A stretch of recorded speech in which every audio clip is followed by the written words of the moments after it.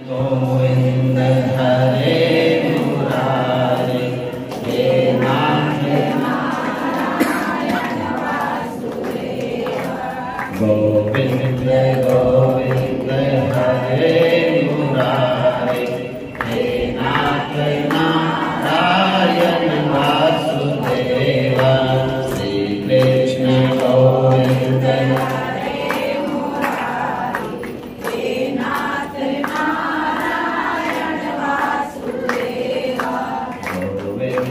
गोविंद हरे मुरारे हे नाथ नारायण वासुदेव। पितुमात स्वामी सखा हमारे, पितुमात स्वामी सखा हमारे हे नाथ नारायण वासुदेव। श्री कृष्ण गोविंद हरे मुरारे हे नाथ नारायण वासुदेव। गोविंद गोविंद हरे मुरारे हे नाथ नारायण वासुदेव। हे नाथ नारायण वासुदेव। हे नाथ नारायण वासुदेव। बोलिए वृंदावन में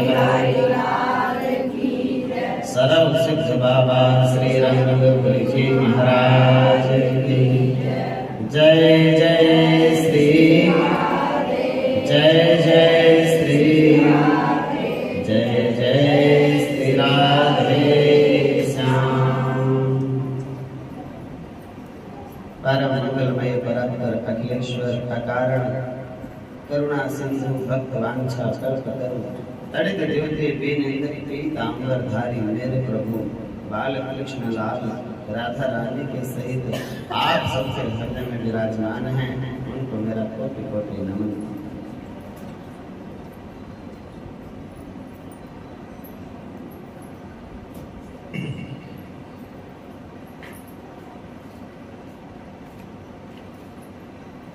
ठाकुर जी को यहाँ ले आते मेरे पास।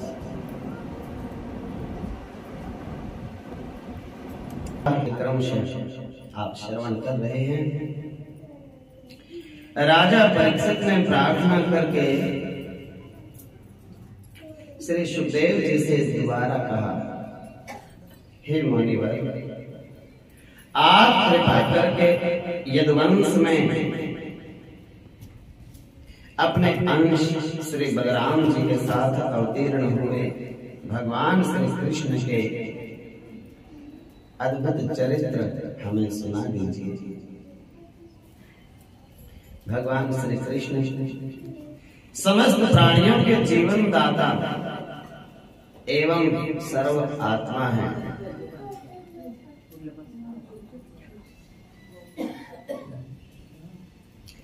उन्होंने यदुवंश में अवतार लेकर के जो जो लीलाएं की उनका विस्तार से वर्णन कीजिए।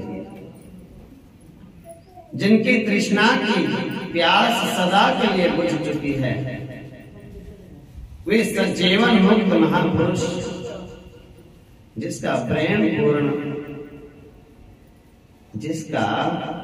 पूर्ण प्रेम से आतृप्त रहकर गान किया करते हैं। बेस करके थोड़ा सा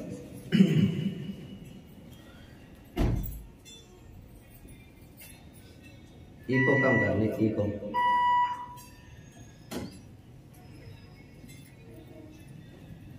वो जीवन मुक्त महापुरुष जिनका पूर्ण प्रेम से आतृप्त रहकर गान किया करते हैं, मुमुक्षु जनों के लिए जो भव रोग का रामबाण औषध है, विषयी लोगों के लिए भी उनके कान और मन को परम आह्लाद देने वाला है। क्या कहते हैं, जो संसार के सागर में उलझे पड़े हैं, जो विषय वासनाओं में लीन हैं लोग, उनको भी भगवान की कथा सुन जाए तो ये इतना सुंदर विषय है कानों का। संसारी, कामी, क्रोधी, अहंकारी जीव भी इस कथा को सुन करके इतना तो बोल ही देता है कि बड़ा आनंद आया सुन के। और जब उनको आनंद आना शुरू हो जाता है तो उनका स्वभाव और उनके आचरण में बदलाव आने लग जाता है। इसको बच्चों को चुप कराओ, जो जो बोल रहे हैं जांच करो कौन बोल रहा है। तो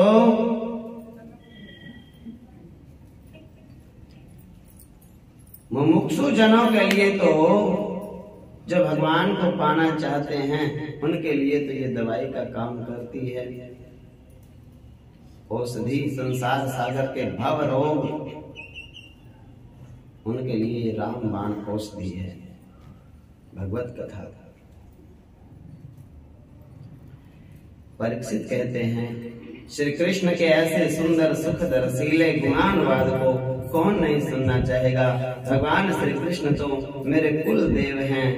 जब कुरुक्षेत्र में महाभारत का युद्ध हो रहा था, वो देवताओं को भी जीत लेने वाले भीष्म, पितामह आदि महारथियों से मेरे दादा पांडवों का युद्ध हो रहा था।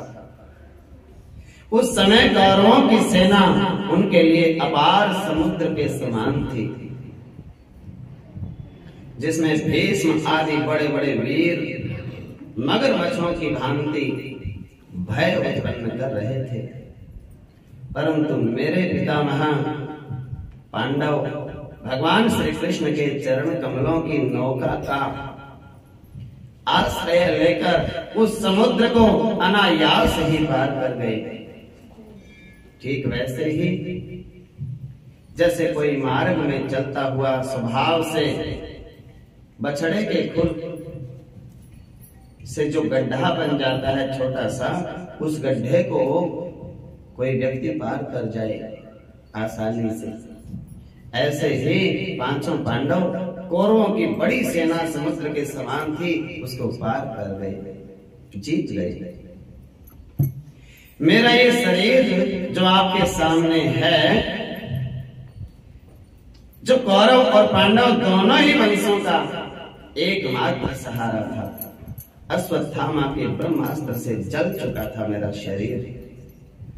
उस समय मेरी माता जब भगवान के शरण में गई, तब उन्होंने हाथ में चक्र लेकर मेरी मां के गर्भ में प्रवेश किया, मेरी रक्षा की। ऐसे गदा भगवान जी ने परीक्षित के चारों तरफ घुमाई और सुदर्शन चक्र को कहा, तुम बाहर से रक्षा करना। उत्तरा की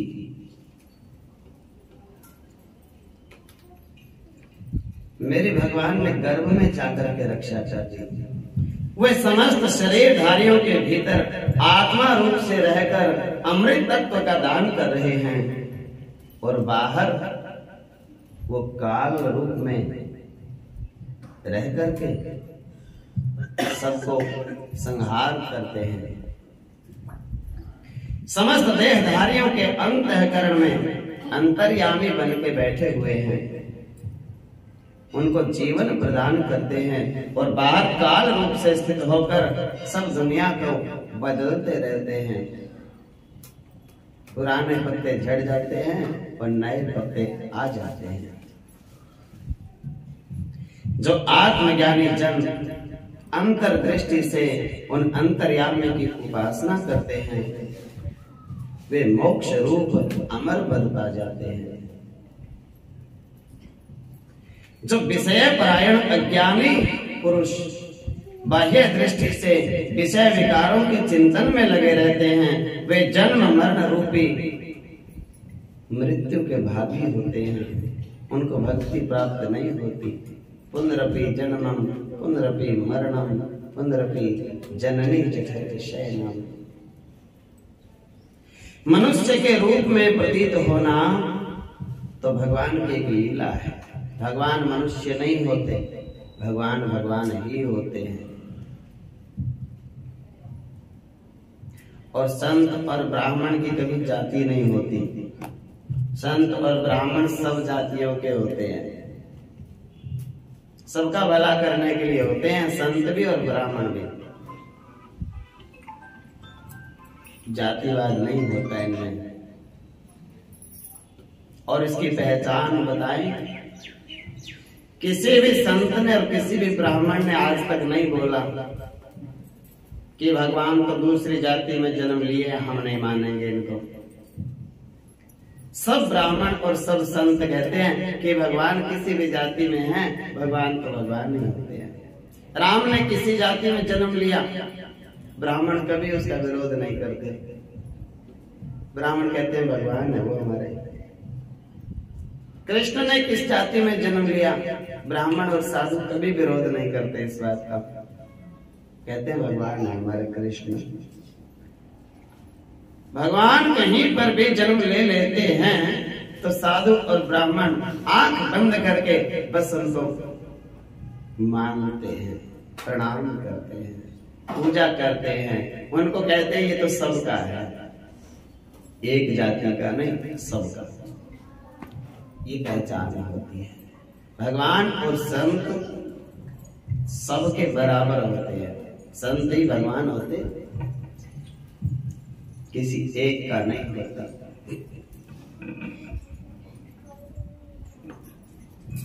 एक एक बनाना उनको, उनके महत्व को कम करना है। खुद ही कहना चाहिए कि हमारे जो गुरु जी हैं वो तो सबके हैं, हमारे हमारे नहीं, सबके हैं। जो गुरु हो गए, सूर्य हो गया जो, जिसका काम रोशनी दिखाने का है, सबको है। सूरज तो सबको रोशनी दिखाता है, फर्क नहीं करता। हिंदू, मुस्लिम, सिख, ईसाई, बौद्ध, जैन सबको रोशनी देता है वो। धरती तो सबको अन्न देती है, माँ है वो। तो इनमें कभी जो ऊंचे लोग होते हैं उनमें जाति का कोई मतलब नहीं। सबको सम्मान, सबको आदर सत्कार। मनुष्य के रूप में भगवान दिखते हैं, पर भगवान भगवान ही होते हैं। और अपने घर में जो भगवान जी विराजते हैं, बालक के रूप में दिखते हैं। वो बाल गोपाल हैं, लड्डू गोपाल हैं, बालक के जैसे हैं, नन्हे मुन्ने। लेकिन इस बात को याद रखो कि वो भगवान है। बालक तो आपकी भावना ने उनको बना दिया, आपकी भावना, आपकी ममता ने उनको बालक बना दिया। पर भूलना मत, वो भगवान ही है, भगवान है। उनको झूठ सोचते तो बचाना ही पड़ेगा ना। कोई सोचे ये तो बालक है, अब इसको कुछ भी करने दो, ऐसे नहीं। शुद्धि तो पहला काम है। कोई बच्चा झूठे सूचे हाथ लगावे, बोले बालक है ये भी और तुम भी, तो बच्चों को बताओ ना बेटे ये भगवान जी है। बहुत ज्यादा शुद्धि इनके प्रसाद में होनी चाहिए, बहुत ज्यादा शुद्धि इनके सामने बातचीत कर रहे हो तो होनी चाहिए। और ये बैठे हो जहां घर में, वहां पे क्रोध, निंदा, चुगली, अशांति, बहसबाजी इनके सामने नहीं होनी चाहिए। तो ये भगवान जी हैं। इनके सामने ही तरह तरह के नहीं होना चाहिए उतार चढ़ाव। भगवान को भगवान मान समझ के ही रखो, भूलो मत। कोई नहीं देख रहा, कोई क्यों नहीं देख रहा, भगवान बैठे हैं, भगवान जी बैठे हैं, सुन रहे हैं। दूसरे कमरे में भी प्रेम से बोलो, आवाज जा रही है भगवान जी तक। जिसको इतनी समझ आ गई उस घर में क्लेश नहीं होता। क्लेश होता ही क्यों है? भगवान को भूल गए इसलिए होता है। जब भगवान को याद रखते हैं क्लेश और कलयुग वहां नहीं आ सकता। याद रखो, हमारे घर भगवान जी बैठे बैठे ऊंचे नहीं, चीखना चिल्लाना नहीं, प्रेम से बातचीत करो, खेलो, खाओ पियो, आराम करो, पढ़ो लिखो, काम करो, चीखना चिल्लाना नहीं। क्यों जी? भगवान जी बैठे हैं ना। भगवान के सामने बहुत काम नहीं करने चाहिए, और उनमें से मेन काम है कि ऊंचा नहीं बोलना चाहिए उनके सामने। कोई ना माने अपनी भला, पर उसको चुप कराने के लिए भी नहीं चीखना। अब बच्चा तो चीख रहा है अपनी मस्ती में, अब मान नहीं रहा, और बूढ़े चीख रहे हैं उसको चुप कराने में, फिर तो दोनों ही एक जैसे हो गए। बोलो जय श्री कृष्ण। हाँ, कम से कम बड़े को तो समझना चाहिए, ये तो चीख रहा है, मैं तो धीरे से समझा दूं। भगवान जी कहेगा लो भैया, वो तो एक बार चीखा था, तुम 7 बार चीखे उसको चुप कराने के लिए, तो तुम्हारे ही शोर ज्यादा हो गया उससे। तो बड़ों को बहुत ध्यान रखना है, सारी बातें समझाओ, पर धीरे धीरे बोल के बात बताओ, समझाओ, बुराई नहीं है, चीख के नहीं, धीरे धीरे बोल के प्यार से। एक बार की जगह 4 बार बता दो, पर चिल्ला के नहीं। भगवान जी सुन रहे हैं, भगवान को लगना चाहिए जब बोलते हैं तो बड़े मीठे बोलते हैं, तो घर में सब ही मिठास भर जाएगी, सब चीज में भगवान जी की कृपा से। ये तो मधुरम मधुरम होते हैं भगवान जी, तो मधुरम मधुरम सब कुछ, मधुराधिपति अखिलम मधुरम, सब कुछ मधुर है मेरे प्रभु का।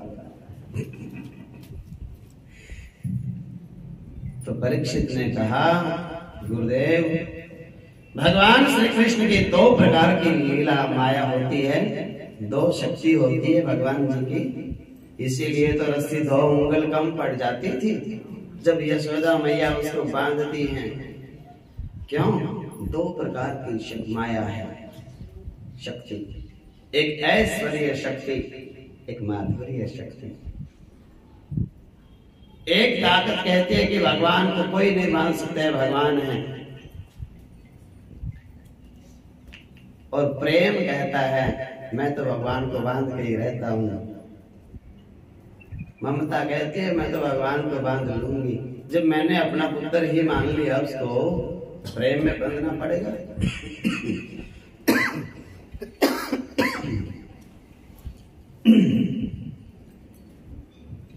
परीक्षित ने कहा गुरुदेव, दोनों शक्तियों की कथा सुनाओ।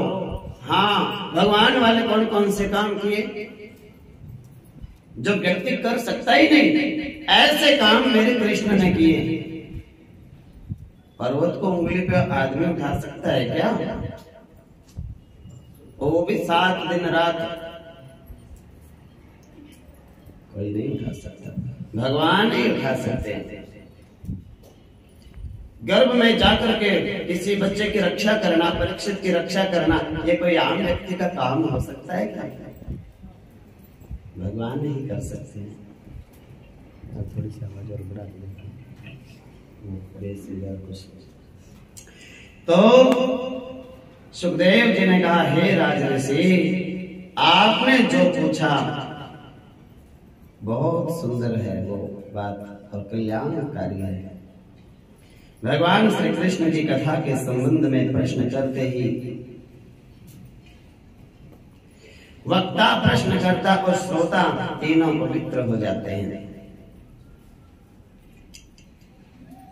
भगवान श्री कृष्ण की लीला अपरंपार है, जिसे कोई समझ नहीं पाता। जो श्री हरि आदि सनातन अविनाशी नित्य निरंजन घट घटवासी हैं,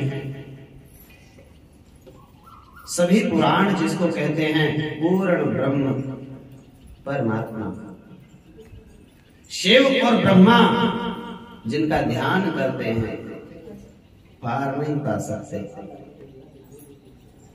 जिनका गुणगान योगी जनों के लिए भी अगम्य है, ऐसे मेरे पर ब्रह्म परमेश्वर को यशोदा मैया गोद में खिलाती हैं। अद्वितीय हैं ज्ञानी जन जिनका निरंतर ध्यान करते हैं, पुरातन है, इनसे पहले कोई सृष्टि में होता नहीं, सबसे पुराने यही है। निर्वाण पद देने वाला है, मोक्ष प्रदान करने वाला, जब तब संयम से भी ध्यान में आने वाला नहीं है, वही श्री हरि नंद के आंगन में और नन्हा ग्वाल बन के और दौड़ रहा है। जिस हरि के लोचन, श्रवण, जीभ, कान, हाथ, पैर, जिन भगवान के ये होते ही नहीं, निराकार है जो, फिर भी सृष्टि की रचना, पालन और संहार करते हैं, जिनका नाम विश्वंभर है, वही श्री कृष्ण बनकर गोकुल में घर घर जाकर और कभी तो दही चुराते हैं और कभी माखन चुराते हैं। सबका पालन पोषण करने वाला खुद ही है। कीड़ी को, हाथी को, किसी को भी भूखा सोने देता नहीं। 9 लाख भैया तो नंद बाबा के घर में ही है, वो दही चोरी करने जाता है और माखन चोरी करके खाता है। ऐसे ऐसी लीलाएं क्यों करता है? नारद, सनक आदि मुनि जिनके बारे में निरंतर विचार करते रहते हैं, परंतु जिनकी महिमा का पार नहीं पा सकते। ये सगुण भी है, ये निर्गुण भी है। इतने महान मेरे प्रभु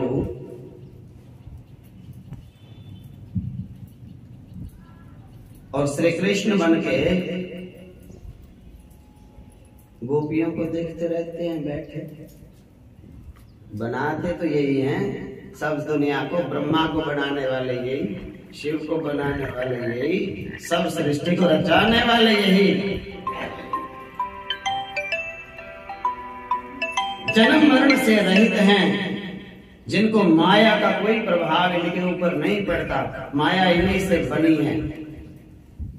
जिसके कोई माता पिता पुत्र पुत्र पौत्र आदि नहीं होते, ज्ञान रूप से सबके हृदय में ये विराजते हैं। फिर बछड़ों के पीछे क्यों भागते हैं? छोटे छोटे बछड़ों के पीछे ऐसी क्या जरूरत पड़ गई भगवान को?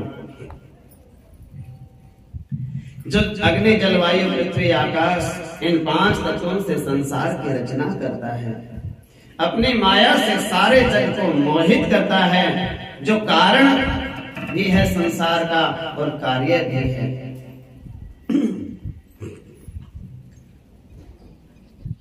शंकर जी समाधि में इनका ध्यान करते हैं, पार नहीं पा सकते। फिर भी इतना काम करने वाले, इतना पर ब्रह्म परमात्मा, फिर नंद बाबा की गौएं क्यों चराता रहता है? जो अच्युत है, परमानंद है, सबको परम सुख देने वाला है, सृष्टि की रचना, पालन और संहार करने वाला है, वो गोपियों के साथ में खेलता रहता है। क्यों? इतने बड़े महान होकर के इतने छोटे छोटे लीलाएं किस लिए? जिसके डर से काल भी डरता है, और यशोदा ने उसको उखल से बांध लिया। बताओ, त्रिगुणातीत हैं, जिनकी गति कोई जान नहीं सकता, जिनके अपार यश को का वेद और वेद की श्रुतियां पार नहीं पा सकती, वो गोपियों के संग में रास रचाता है। जिनकी माया को कोई जान नहीं पाता, निर्गुण सगुण अपनी इच्छा से अवतार लेता है, 14 भुवनों को पल भर में निर्माण कर सकता है। और वो जंगल में जाकर के संतों की कुटिया संवारता है, क्रीड़ा करता है। जिसके चरण कमल को लक्ष्मी सदा पलटती रहती है, चरण दबाती हैं लक्ष्मी मैया हमेशा। और नित्य भगवान की आंखों को लक्ष्मी मैया चरण दबाते दबाते देखती रहती हैं। ऐसा पर ब्रह्म कुंज गलियों में राधा जी के साथ में विहार करता है। चौरस ब्रह्मा आदि देवताओं को भी दुर्लभ है, ब्रह्मा आदि को वो आनंद नहीं मिला। वही आनंद गोकुल की गलियों में बहता है। गोविंद की विचित्र लीला गोविंद ही जान सकते हैं। बोलिए भक्तवत्सल भगवान की। ये सब लीलाएं भगवान आपके साथ में भी करते हैं, कर सकते हैं, की हैं पहले, आगे भी करेंगे। आप सब बहुत धन्य हो। बस भगवान को याद रखो।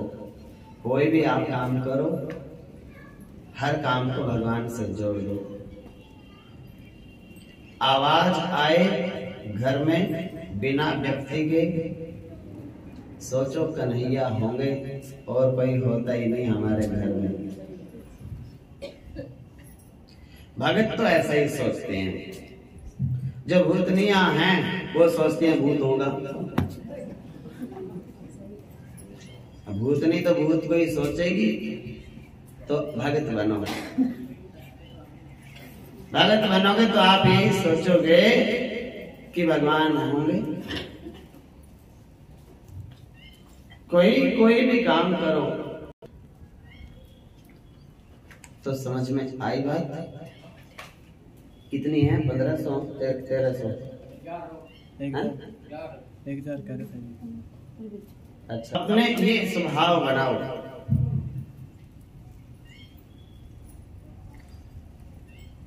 कोई भी काम घर में करो तो कृष्ण से जोड़ दो। अकेले काम ज्यादा है, आप अकेले हो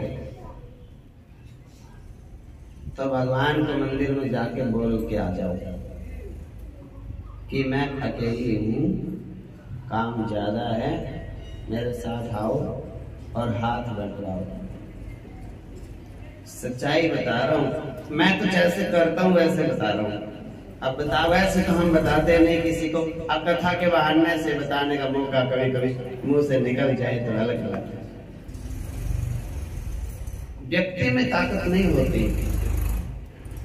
भगवान के पास जाओ, किसी को मत पता चलने दो, उनको कहो देखो मेरे में तो ताकत है नहीं, आप आओ। शरीर मेरा, काम तुम करना।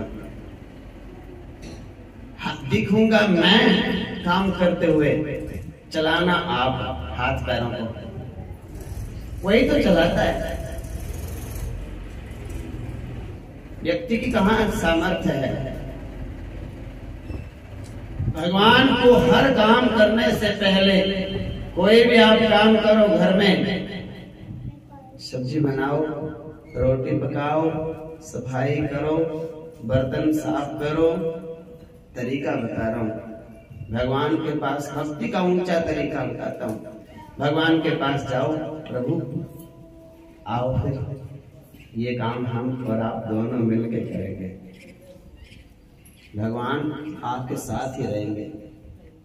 हर काम से पहले बोलना ही बोलना है। सोने से पहले भी बोल देना, आओ सोने चलते हैं।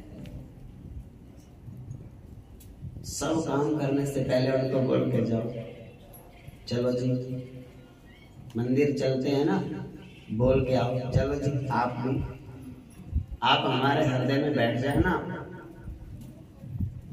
और सुनते रहना। सुन लेंगे हम, याद तुम रख लेना। बोलो जय श्री कृष्ण। हाँ सीधी सी बात है। कहीं भी जाओ अपने भगवान जी को ये कह के चलो कि चलो जी आप मार्केट जाओ, चलो बाबू साथ में चलो। ये बात अगर आप सीख गए, ये एक नंबर की ऊंची भक्ति की बात है और आनंद की बात भी है। आनंद भी आएगा आपको। जब भी घर में घर वाले कोई कहें कि चलो बहुत देर हो गई, तो आप कहो उनको 1 मिनट रुको, मैं कान्हा जी को साथ में बोल के आऊं कि आप भी साथ में चलो। यात्रा में जा रहे हो, चलो कान्हा जी, प्रभु चलो आप भी साथ में। ऐसा सोचो कि ये अब मैं जब जैसे मैंने बोला कि साथ में चलो, तो ये हमारे हृदय में बैठ गए। अब मैंने कुछ करना नहीं, अब यही करेंगे, इस गाड़ी को अब ये चलाएंगे, इस गाड़ी में ताकत देंगे, सब काम आगे आगे भागेगा, अपने को थकावट नहीं होगी। किसी किसी को ऐसे नींद आती है ना, माला जपते जपते माला भी छूट जाती है। अब वही हंस रहे हैं ना जिनकी ऐसे छूटती है, वो इसलिए छूटती है, मैं बता रहा हूं। वो भगवान को ये कहता हो जाके, आओ प्रभु माला करो हमारे साथ, आओ हमारे साथ माला करवाओ। हाँ माला तेरी है तो करवाओगे कौन, आप ही कराओ। अगर ऐसा बोल के करोगे ना, नींद नहीं आएगी। अगर अहंकार करके मैं करूं, मैं करूंगा, मैं करूंगा, मैं आ गई, एक भी ढंग से नहीं बनेगी। मैं आ गई ना, मैं तो माला करता हूं, तो एक भी माला ढंग से नहीं बनेगी। उससे प्रार्थना करो, प्रभु ढंग से करा दो, चाहे एक ही करा दो। प्रार्थना करके फिर बैठ के देखो, नहीं गिरेगी माला हाथ में से। कोई भी काम करो, भोजन करने भी बैठो ना, तो भी कह दो, आओ प्रभु आपका भोग तो हमने लगाई थे, पर आओ इधर भी, आप यहां बैठे रहो, बस हृदय में ग्रहण करूंगा मैं और आपको मिलता रहेगा। सब आप तक ही जाना है, आप हृदय में विराजो बस। एक पल भी अपने हृदय में से उसको दूर नहीं जाने देना। और हृदय में बैठाने का एक ही तरीका है, दिन में 10 बार तो बोल ही दो, आओ मेरे साथ, आओ मेरे साथ, आओ मेरे साथ चलो। ये बात बोलने से आपको सच में लगेगा कि मेरे प्रभु मेरे साथ आए हैं। ये बहुत ऊंची भक्ति है। उठा के ले जाने की जरूरत नहीं, बोल के चल दो बस। सुबह जैसे मंदिर के लिए चलते हो, बोल के आओ, आ जाना मेरे साथ, आओ मंदिर चलो, वहां सेवा कराना। हमसे कहां सेवा बनती है, आप कराना। तो ये मैंने आपको जो बात बताई, ये बस भगवान का आपके लिए मैसेज है कि आप इनको बता दो। और मैंने तो बता दिया, अब आप जानो, आपके भगवान जानो। बोलो भक्त वत्सल भगवान की। भार पीड़ता पृथ्वी, पृथ्वी पर भार बढ़ गया अपराधियों का, पापियों का। तो धरती माँ ब्रह्मा जी के पास गई, कहने लगे, हे ब्रह्मदेव, आप सृष्टि के रचता हो,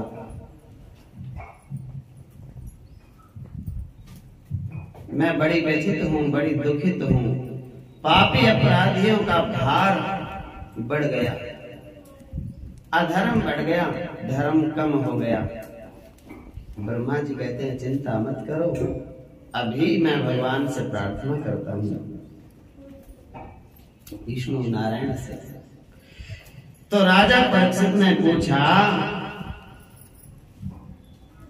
कि हे गुरुदेव, किसकी प्रार्थना से और किस कारण से भगवान श्री कृष्ण ने अवतार लिया। सुखदेव जी ने कहा, राजा सुनो ध्यान से, बहुत पुराने समय की बात है। जब पापियों से धरती बोझिल हो गई, आक्रांत हो गई, तो धरती माता पर्वतों का में बड़ा पर्वत है सुमेरु। बड़े होने के नाते जब माला का भी मेन मन का होता है ना, ऊपर वाला, उसको भी सुमेरु ही कहते हैं। उसको उल्लंघना नहीं चाहिए, माला को घुमा लेना चाहिए और फिर पहले से शुरू, उसको उल्लंघन नहीं होता। तो एक कन्या का रूप बनाया धरती माता ने और देवताओं की सभा में सुमेरु पर्वत पर वो गई, ब्रह्मा जी को भी प्रणाम किया, अपना कष्ट बताया। उसके नेत्रों से आंसू बह रहे थे, मन दुखी था, शरीर दुबला पतला हो गया था। पृथ्वी ने कहा, इस समय काल नेमी एक राक्षस है जो मृत्यु लोक में अपना अधिकार जमा कर तानाशाह बन के संतों को, ब्राह्मणों को, गौओं को कष्ट दे रहा है। सर्वशक्तिमान भगवान विष्णु ने जिस काल नेमी नामक महान असुर का वध किया था, वही काल नेमी उग्रसेन के घर में पैदा हो गया कंस बन के।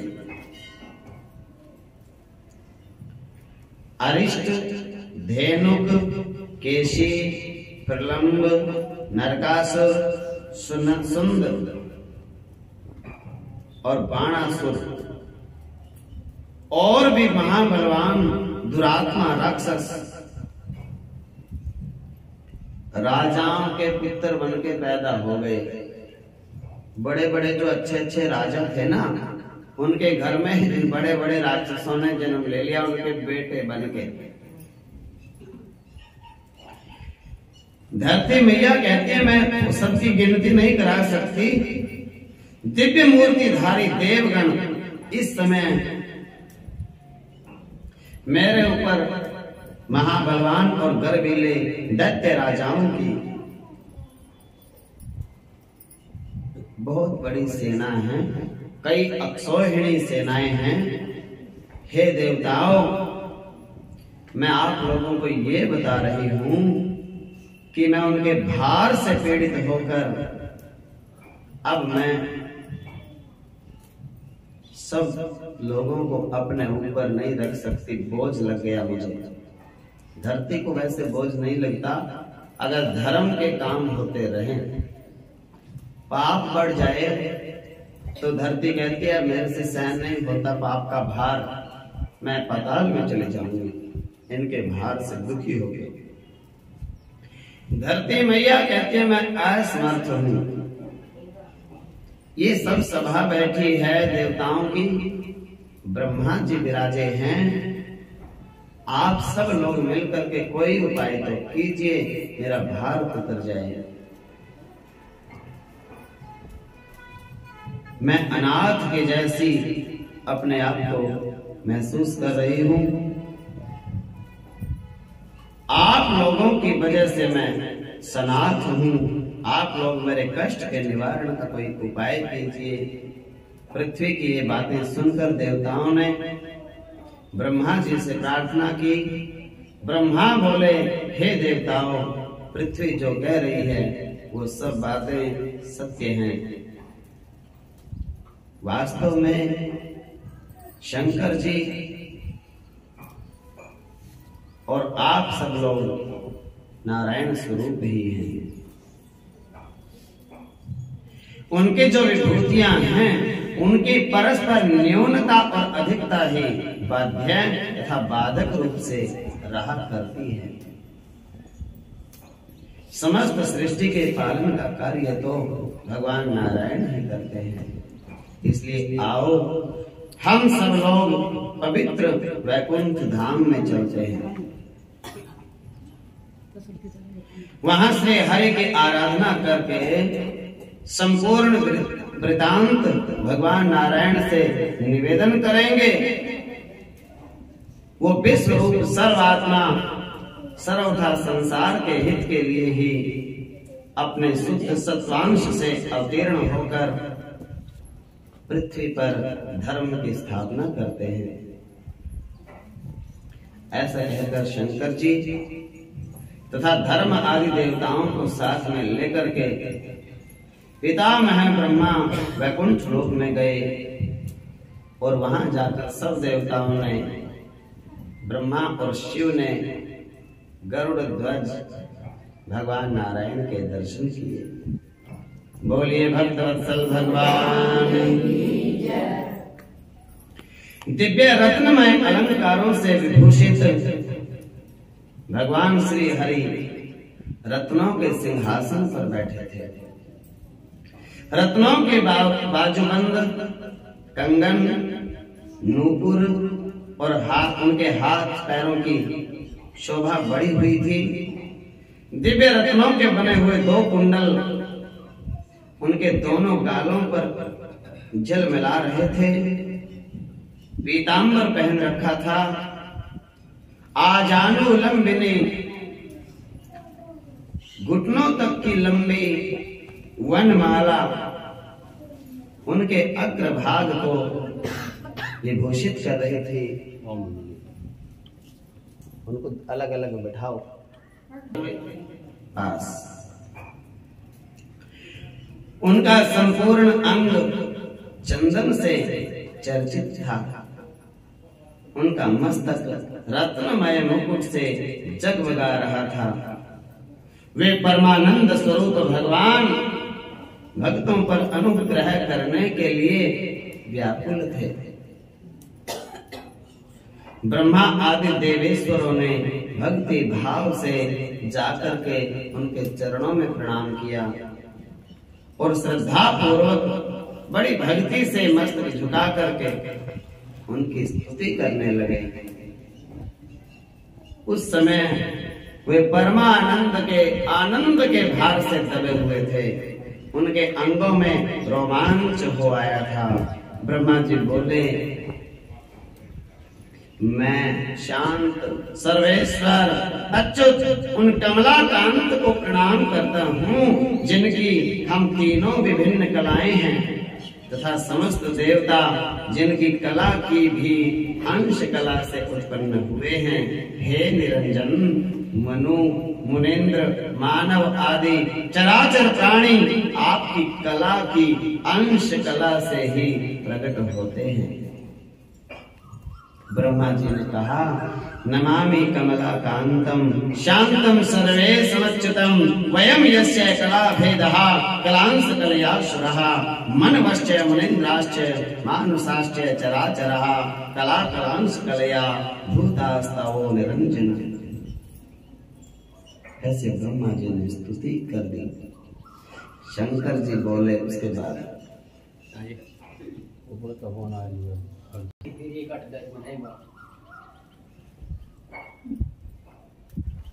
शंकर जी बोले, ध्यान से सुनो, आपकी तो भाग्यशाली लोग। शंकर जी की स्तुति आप सुन रहे हो, बताओ।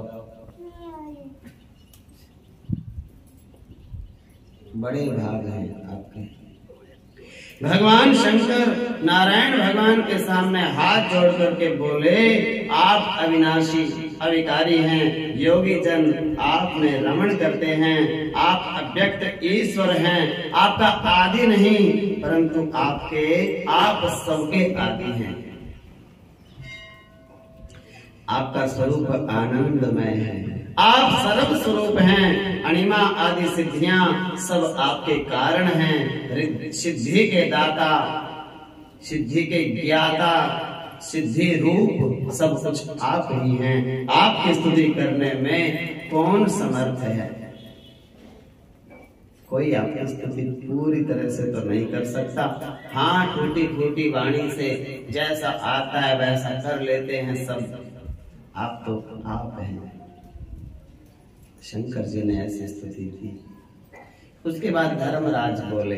धर्मराज ने स्तुति की, जिस वस्तु का वेद में निरूपण किया गया है उसी का विद्वान लोग वर्णन कर सकते हैं। जिनको वेद में भी अनिर्वचनीय कहा गया है, वेद में भी लिखा है कि मैं तो बता नहीं सकता भगवान की माया, तो विद्वान भी क्या बताएंगे फिर। वेद में कुछ लिखा होगा कि ऐसे होती है भगवान की माया, तो विद्वान पढ़ के बता सकते हैं। और वेद कहता है मुझे भी पूरा नहीं पता, तो विद्वान क्या बताएंगे। विद्वान कहेंगे हमें भी नहीं पता। ऐसा लिखा गया है वेद में, तो फिर तो कोई बता ही नहीं सकता आपकी माया। जिसके लिए जिस वस्तु की संभावना की जाती है वह गुण रूप होती है, वही उसका स्तवन है। जो निरंजन निर्मल गुणों से पृथक निर्गुण है, उन परमात्मा की मैं क्या स्तुति करूं। ऐसा धर्म ने बोला। सब देवताओं ने स्तुति की, सारी लिखी नहीं जा सकती। इसलिए श्री हरि ने उनसे कहा कि तुम सब लोग गोलोक में जाओ। पीछे से मैं भी लक्ष्मी के साथ आऊंगा। वहां मैं गोपियों के तथा राधा के साथ कृष्ण के रूप में निवास करता हूं। कहां? गोलोक में। सब देवताओं को वैकुंठवासी विष्णु नारायण भगवान ने गोलोक धाम में भेज दिया। वहां चलो हेड ऑफिस में। वहां मैं 2 भुजाओं वाला कृष्ण बन के रहता हूँ और साथ में राधा रानी जी रहती हैं। सब लोग वहीं पहुंचो, मैं भी आता हूँ। यहाँ सुनंद और पार्षद तथा लक्ष्मी के साथ रहता हूँ, तो कृष्ण तथा श्वेत द्वीप निवासी विष्णु मैं एक ही हूँ। अलग अलग रूपों से अलग अलग जगह निवास करता हूँ। ब्रह्मा आदि संपूर्ण देवता मेरी कलाएं हैं। देव असुर मनुष्य आदि प्राणी मेरी कला की भी अंश कला है। तुम लोग गोलोक में जाओ, वहां तुम्हारे मनोकामनाएं अभिष्ट की सिद्धि हो जाएगी। सब मनोकामनाएं तुम्हारी पूरी हो जाएंगी। फिर हम लोग भी सबकी इष्ट सिद्धि के लिए वहां आ जाएंगे। तो सब देवताओं ने प्रणाम किया। ब्रह्मा ने पृथ्वी तथा सब देवताओं को यत्न पूर्वक सांत्वना दी, धीरज बंधाया और कहा सब अपने अपने स्थान को जा सकते हो। वहां से ब्रह्मा ने, शंकर जी ने और धर्मराज ने, तीनों ने मिलकर के गोलोक की यात्रा प्रारंभ की। राजा परीक्षित ने पूछा, हे मुनिवर, ब्रह्मा जब गोलोक में गए फिर वहां जाके क्या हुआ? सुखदेव जी ने बताया, हे राजन, वैकुंठाधिपति श्री हरि के आदेश के अनुसार ब्रह्मा जी, शंकर जी, धर्मराज को साथ लेकर गोलोक की यात्रा में चले। गोलोक का दर्शन करके उन तीनों के मन में बड़ा आनंद हुआ। फिर वो राधा जी के विशाल भवन के द्वारे पर पहुंच गए। उस द्वार का निर्माण, राधा रानी का जो भवन था उसका निर्माण उत्तम रत्नों से हुआ था, मणियों से हुआ था, पत्थर ईंट से नहीं। पूरा ही भवन वो रत्नों से, मणियों से बना हुआ था। श्रेष्ठ, कीमती, अति कीमती रत्न मणियों से निर्मित उसके किवाड़ थे। द्वार शोभा बढ़ा रहे थे उस राधा रानी के भवन की। और 2 द्वारपाल वहां खड़े थे। मूर्तियां नहीं, द्वारपाल। कोई सोचे वो ऐसे खड़े रहते हैं ना, सीमेंट के बना के, वो नहीं, वो तो भगवान के गोलोक धाम की कथा सुन रहे हो आप, तो यहीं बैठे बैठे आप वहीं पहुंचो। सब घर में नहीं पहुंचना। कोई सोचे मेरे को तो अभी जाके वो करना है, ये करना है, वहां नहीं, ऊपर वाले गोलोक में जाना है। सब 10-20 मिनट के लिए वहां पहुंचो, इस धरती को छोड़ के। 2 द्वारपाल खड़े हैं द्वारे पर, पीतांबर धारण कर रखा है उन्होंने। श्री कृष्ण की अनुमति प्राप्त करके द्वारपालों ने देवताओं को प्रवेश करने की अनुमति दे दी। जब देवताओं ने श्री राधा जी के उस श्रेष्ठ अंतःपुर को अंदर जाकर के देखा गौर से, समस्त मंदिरों के बीच में एक मनोहर सा मंडप था, जिसकी रचना बहुमूल्य रत्नों के सार भाग से की गई थी। सार भाग होता है रत्न में, कीमती रत्न में भी जो हिस्सा उसका ज्यादा कीमती होता है रत्न का, उस सार भाग से राधा कृष्ण के मंडप की रचना की गई थी। भांति भांति के हीरे जड़ित मणिमय स्तंभ उसकी शोभा बढ़ा रहे थे। पारिजात पुष्पों की मालाओं की झालरें वहां सजावट के लिए लगाई गई थी। मोती, माणिक्य, श्वेत चमर, दर्पण, बहुमूल्य रत्नों के सार तत्व से बने हुए कलश उस मंडप को विभूषित कर रहे थे। रेशमी सूत के में गुंथे हुए चंदन के पत्तों की बंधनवार से विभूषित मणिमय स्तंभ समूह उसके प्रांगण को रमणीय बना रहे थे। अपने यहाँ भी चंदन के पौधे लगाने का विचार है। आप सब माताओं में से कोई 1-2 पौधा लगवाना चाहे तो अपने मर्जी से लगवा सकते हैं, और ज्यादा महंगे नहीं है। 250 रुपए का एक पौधा है। मैंने बोला है चंदन के पत्तों की बंधनवार अपने भी बढ़ जाएगी, पत्ते कोई भी ले जाना। और इतना तो तुम जरूर शुरू करो, आम के पौधे 5-7 लगवाओ, और आम के पत्तों की तो हर पूर्णमासी को कथा करो ना करो, आम के पत्तों की बंधनवार हर पूर्णमासी को बदल दिया करो। अपने घर में एक तो जरूर बांध लिया करो। 2-5-10 मिनट लगते हैं। एक टहनी पत्तों की ले गए, अपने अपने दरवाजे पे आम के पत्तों की बंधनवार बना के लगा दो। पूर्णमासी को, अगले पूर्णमासी को फिर बदल दो। बहुत लाभ रहेगा घर में। सनातन संस्कृति को जागृत करो। और लगवा देंगे 5-7 आम के पेड़, क्या फर्क पड़ता है, पत्ते ही तो हैं। कोई मना नहीं करेगा आपको। खूब ले जाना और खूब बनाना, और अपने भी लगाओ, अपने पड़ोसियों को भी दे दो बना के। लो भैया हमने 2-4 बनाई थी, एक तुम लगा लो, एक हमने लगा ली। पुण्य का काम है, किसी भी तरीके से कर सकते हो पुण्य। कथा नहीं करने का टाइम लगे, व्रत रखने का नहीं, तो पूर्णमासी को या एकादशी को किसी भी दिन लगा लो। तो ऐसा मेरे को विचार आया था कल शाम को कि सब माताओं को मैं कहूंगा कि पूर्णमासी के दिन बंधनवार जरूर लगाया करो और बदल दिया करो अगली पूर्णमासी को। 1 महीना तक वो लगी रहती है। ऐसा लिखा है। ये बात पढ़ के मेरे को बात याद आ गई कल वाली। तो चंदन के पत्तों की बंधनवार राधा रानी के भवन में लगी हुई थी, और चंदन, अगर, कस्तूरी, कुमकुम के द्रव्यों का वहां छिड़काव कर रखा था। फूलों की सुगंध से सुवासित वायु उस स्थान को सब ओर से सौरभ युक्त बना रही थी,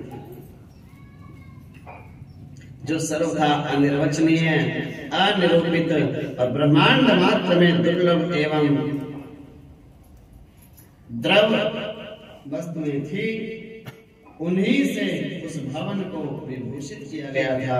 नाना प्रकार के ढोल, मंजीरे, झांझ, उनसे वाद्य यंत्रों की मृदंग वहां गूंज रही थी। वीणा आदि के स्वर यंत्रों के साथ गोपियां सुंदर सुंदर गीत राधा रानी जी को सुना रही थी। मृदंग तथा अन्य अन्य वाद्यों की ध्वनि से वो स्थान बड़ा मनमोहक जान पड़ता था और श्री कृष्ण के बराबर के रंग वाले लोग, कृष्ण के ही वेशभूषा के वहां लोग ऐसे उनसे घिरा हुआ था। अंत झुंड की झुंड गोपियां राधा रानी की सखियां थी जो राधा जी को शोभा बढ़ा रही थी। श्री राधा और श्री कृष्ण के गुणगान संबंधी पदों का संगीत में वहां सुनाई पड़ रहा था। ऐसे अंतपुर को देख करके ब्रह्मा जी देखते ही रह गए और भगवान शिव आश्चर्य में रह गए। उन्होंने वहां मधुर गीत सुने और नाचने लग गए। ब्रह्मा, शिव, धर्मराज सबने नृत्य किया। वे सब देवता वहां स्थिर भाव से खड़े रह गए, ताकते रह गए, शुद्ध बुद्ध भूल गए, मूर्तियां की तरह खड़े होके गोपियां गीत गा रही थी, राधा कृष्ण विराजमान थे, तो वो तो देखते ही रह गए टकटकी लगा के। उन देवेश्वरों ने वहां रमणीय रत्नों के सिंहासन को देखा जो सब ओर से मंडलाकार था। श्रेष्ठ रत्नों से बने हुए छोटे छोटे कलश उसमें जुड़े हुए थे। वहां उनको एक अत्यंत अद्भुत आश्चर्यमय तेज पुंज दिखाई दिया जो करोड़ों सूर्यों के समान प्रकाशवान था। दिव्य ज्योति से जाज्वल्यमान हो रहा था। ऊपर चारों ओर 7 ताड़ की दूरी में उनका प्रकाश फैला हुआ था। सबके तेज को छीन लेने वाला वह प्रकाश पुंज संपूर्ण आश्रम को व्याप्त करके देदीप्यमान था। इतनी चमक थी, आंखें चौंधिया जाती थी, देख नहीं पा रहे थे। उस तेज स्वरूप को देखकर वे देवता ध्यान मग्न हो गए। भक्ति भाव से मस्तक एवं कंधे झुका करके बड़ी श्रद्धा के साथ उसको प्रणाम करने लगे। उस समय परमानंद की प्राप्ति के लिए उनके नेत्रों में आंसू भर आए थे, सारे अंग पुलकित हो गए थे। वे ऐसे जान पड़ते थे मानो अभीष्ट सभी कामनाएं तो अभी पूर्ण हो गई हों। उन तेज स्वरूप परमेश्वर को नमस्कार करके वे तीनों देवेश्वर उठकर खड़े हो गए। उन्हीं का ध्यान करते हुए उस तेज के सामने गए। ध्यान करते करते ब्रह्मा जी के दोनों हाथ अपने आप जुड़ गए। उन्होंने शिव को अपने दाहिने और धर्म को अपने बाएं कर लिया। भक्ति के उद्रेक से चित्त को ध्यान मग्न करके वे उन परात्पर गुणातीत परमात्मा जगदीश्वर श्री कृष्ण की स्तुति करने लगे। ब्रह्मा जी बोले, हे गोविंद, जो वरण्य वर्ग वरदायकों के कारण संपूर्ण प्राणियों की उत्पत्ति के हेतु हैं, उन तेजस स्वरूप परमात्मा आपको मैं नमस्कार करता हूँ। जो मंगलकारी, मंगल के योग्य, मंगल रूप, मंगलदायक, समस्त मंगलों के आधार हैं, उन तेजोमय परमात्मा आपको मैं प्रणाम करता हूँ। जो सर्वत्र विद्यमान, निर्लिप्त, आत्म स्वरूप, परात्पर, निरेह, अवितर्क्य, उन तेजस स्वरूप परमेश्वर को नमस्कार है। जो सगुण निर्गुण सनातन ब्रह्म ज्योति स्वरूप साकार एवं निराकार हैं, उन तेजो रूप परमात्मा को मैं नमस्कार करता हूँ। प्रभु, आप अनिर्वचनीय, व्यक्त अव्यक्त, अद्वितीय, स्वेच्छामय तथा सर्वरूप हैं। आप तेज स्वरूप। ये प्रार्थना हो रही है, सब हाथ जोड़ के नेत्र बंद करके प्रार्थना करो मेरे साथ साथ तुम भी। आप तेजस स्वरूप परमेश्वर को मैं नमस्कार करता हूँ। तीनों गुणों का विभाग करने के लिए आप 3 रूप धारण करते हैं, परंतु तीनों गुणों से परे आप ही हैं। समस्त देवता आपकी कला से प्रकट होते हैं, आप श्रुतियों की पहुंच से भी परे हैं। फिर आपको देवता कैसे जान सकते हैं? आप सबके आधार, सर्वरूप, सबके आदि कारण, स्वयं कारण रहित, सबका संहार करने वाले तथा अंत रहित हैं। आप तेजस स्वरूप परमात्मा को नमस्कार है। जो सगुण रूप है वही लक्ष्य होता है और विद्वान पुरुष उसी का वर्णन कर सकते हैं, परंतु आपका रूप अलक्ष्य है, मैं उसका वर्णन कैसे कर सकता हूँ? आप तेज रूप परमात्मा को मेरा प्रणाम है। आप निराकार होकर भी दिव्य आकार धारण करते हैं, इंद्रियातीत होकर भी इंद्रिय युक्त हो जाते हैं। आप सबके साक्षी हैं, परंतु आपका साक्षी कोई नहीं है। आप तेजोमय परमेश्वर को मेरा नमस्कार है। आपके पैर नहीं हैं तो भी आप चलने की योग्यता रखते हैं, नेत्र रहित होकर भी सबको देखते हैं, हाथ और मुख से रहित होकर भी भोजन करते हैं। आप तेजोमय परमात्मा को मेरा नमस्कार है। वेद में जिस वस्तु का निरूपण है विद्वान पुरुष उसी का वर्णन कर सकते हैं। वेद में भी जिनका निरूपण नहीं हो सका है, आपके उस तेजोमय स्वरूप को मैं नमस्कार करता हूँ। जो सर्वेश्वर है किंतु जिसका कोई ईश्वर नहीं है, जो सबका आदि है परंतु स्वयं आदि से रहित है, जो सबका आत्मा है परंतु जिसका आत्मा कोई दूसरा नहीं है, आपके उस तेजोमय स्वरूप को मैं नमस्कार करता हूँ। मैं स्वयं जगत का सृष्टा और वेदों का प्रकट करने वाला हूँ। धर्मदेव जगत के पालक हैं, महादेव संहारकारी हैं। हालांकि हम में से कोई भी आपके उस तेजमय स्वरूप का स्तवन करने में समर्थ नहीं है। आपकी सेवा के प्रभाव से वे धर्मदेव अपने रक्षक की रक्षा करते हैं। आपकी आज्ञा से आपके द्वारा निश्चित किए हुए समय पर महादेव जगत का संहार करते हैं। आपके चरण कमलों की सेवा से ही सामर्थ्य पाकर के मैं प्राणियों के प्रारब्ध या भाग्य को लिखता हूँ, कर्म करने वालों के फल का दाता बना हूँ। हे प्रभु, हम तीनों आपके भक्त हैं और आप हमारे स्वामी हैं।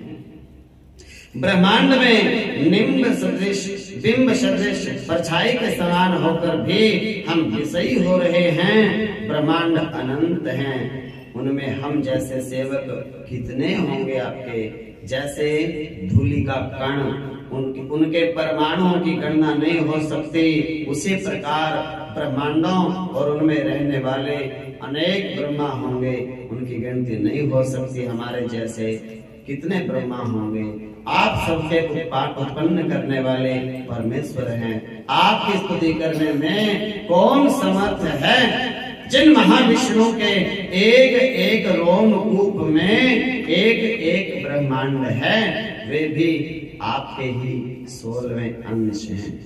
जो विष्णु भगवान हैं वो भगवान कृष्ण के 16वें अंश हैं और 15 अंश तो ये बाकी है।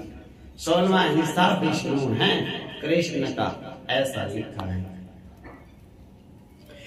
समस्त योगी जन आपके इस मनोवांछित ज्योतिर्मय स्वरूप का ध्यान करते हैं, परंतु जो आपके भक्त हैं वे आपकी दासता में अनुरक्त रहकर सदा आपके चरण कमलों की सेवा करते हैं। परमेश्वर, आपका जो परम सुंदर कमनीय किशोर रूप है, जो मंत्र उक्त ध्यान के अनुरूप है, आप उसी का हमें दर्शन कराइए। जिसकी अंग कांति नूतन जलधर के समान है, जो पीतांबर धारी परम सुंदर है, जिसकी 2 भुजाएं हैं, हाथ में मुरली, मुख पर मंद मंद मुस्कान है, जो अत्यंत मनोहर है, माथे पर मोर का पंख धारण करता है, मालती के पुष्प समूहों से जिसका श्रृंगार किया गया है, जो चंदन, अगर, कस्तूरी और केसर से अंगराग से चर्चित है, अमूल्य रत्नों के सारत्व से निर्मित आभूषणों से विभूषित है, बहुमूल्य रत्नों के बने हुए किरीट, मुकुट मस्तक को उद्भासित कर रहे हैं, जिनका मुख चंद्र शरद काल के प्रफुल्ल कमलों की शोभा को चुरा लेता है, जो पके बिंब फल के समान लाल होठों से सुशोभित है, पके हुए अनार के बीज की भांति चमकीले दांतों की पंक्ति जिसके मुख की मनोहरता को बढ़ा रही है, जो रास के लिए तैयार बैठे हैं, ऐसे केली कदम्ब के नीचे गोपियों के मुख की ओर देखता है, श्री राधा के वक्षस्थल पर विराजित है। आपके उस केली रसोत्सुक रूप को देखने की हमारी सबकी इच्छा है। ऐसा कहकर विश्व के विधाता ब्रह्मा उनको बारंबार प्रणाम करने लगे। धर्म और शंकर जी ने भी इसी स्तोत्र से उनका स्तवन किया और नेत्रों में आंसू भर के बारंबार वंदना करने लगे। बाकी कथा कल तो सुनाएंगे। बोलो वृंदावन जय जय।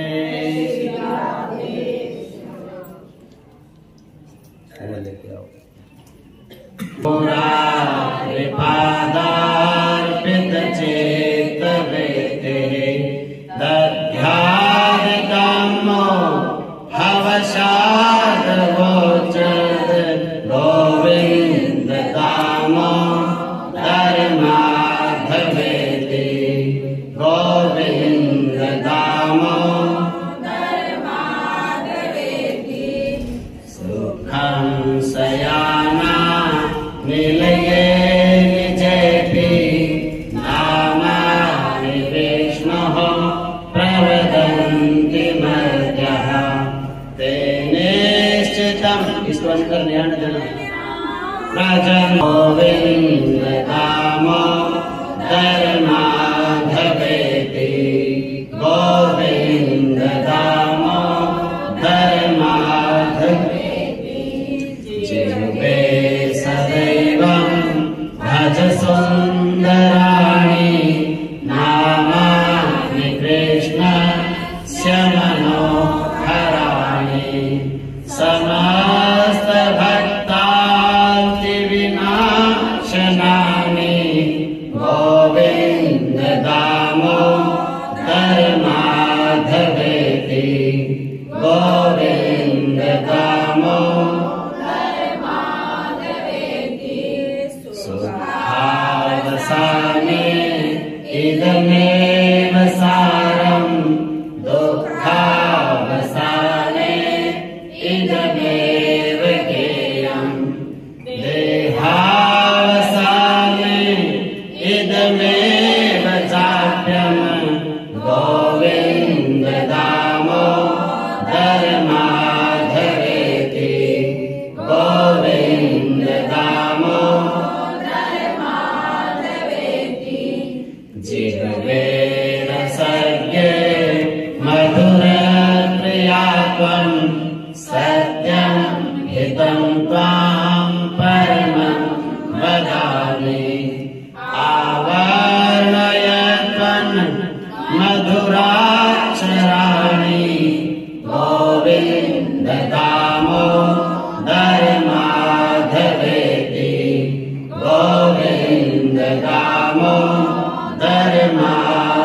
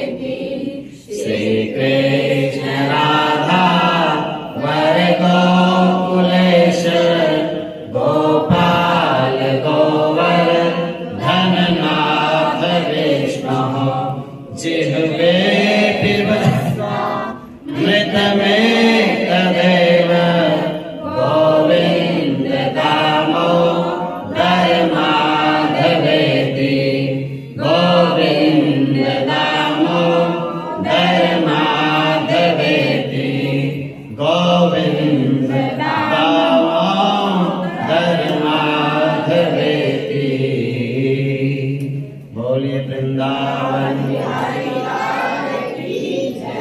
हरे कृष्णा कृष्णा कृष्णा हरे हरे, हरे राम राम राम हरे हरे। बोलिए कि पुरुष भगवान की जय जय जय जय जय जय। हरदम हटाते चलो मन को विषयों से, हरदम कृष्ण गोविंद गोपाल गाते चलो, कृष्ण गोविंद गोपाल गाते चलो।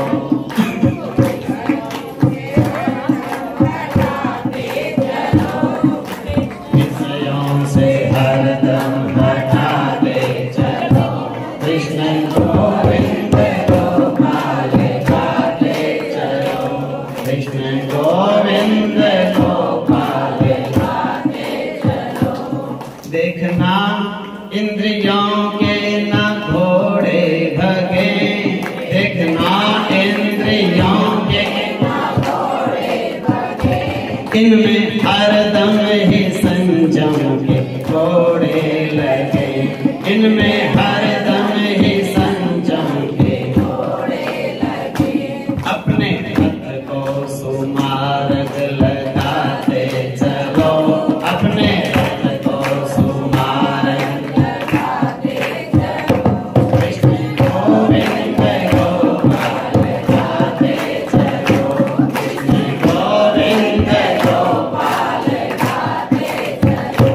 मन को विषयों से हरदम हटाते चलो, मन को विषयों से हरदम हटाते चलो, कृष्ण गोविंद गोपाल गाते चलो, कृष्ण गोविंद गोपाल गाते चलो।